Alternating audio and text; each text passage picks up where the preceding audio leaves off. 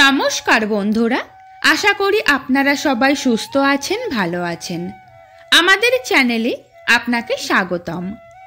আপনি যদি আমাদের চ্যানেলে নতুন হয়ে থাকেন অবশ্যই চ্যানেলটি সাবস্ক্রাইব করে রাখবেন পরবর্তী আপডেট পাওয়ার জন্য।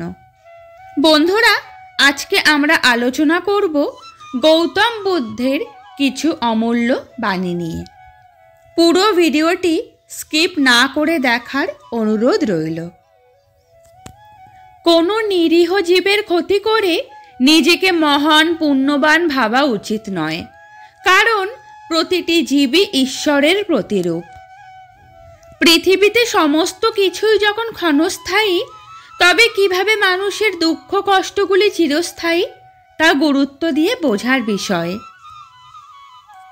জীবনে যা প্রয়োজন তা আজই সম্পূর্ণ করো, কারণ কাল হয়তো মৃত্যুই তার কাজকে স্বয়ং সম্পূর্ণ করবে।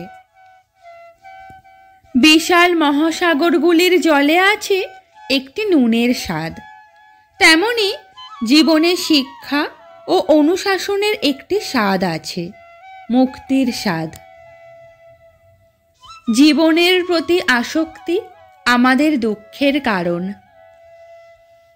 পবিত্রতা ও অপবিত্রতা শুধুই মানুষের মনুষ্যত্ব ও তার চিন্তার উপর নির্ভর করে। যদি মনের অতিরিক্ত কামনা বাসনা পরিপূর্ণ না হয়, তবেই মানুষের জীবনে আনন্দের স্বাদ থাকবে। যা তোমার নয় তা নিয়ে দুঃখ করে কোনো লাভ নেই। ভুলে যাও যা চলে গেছে, অপেক্ষা করো, তুমিও বুঝবে এটি তোমার ভালোর জন্যই হয়েছে। প্রকৃতিকে ও নিজের মাকে সর্বদা সম্মান করো। তাদের থেকেই সব কিছু সৃষ্টি, আবার তাদের পায়েই সব শেষ।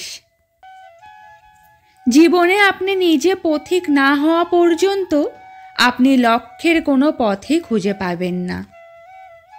আজকের ভিডিওটি ভালো লেগে থাকলে চ্যানেলটি সাবস্ক্রাইব করে দেবেন এবং প্রিয়জনদের সাথে অবশ্যই শেয়ার করতে ভুলবেন না। ভালো থাকবেন, সুস্থ থাকবেন।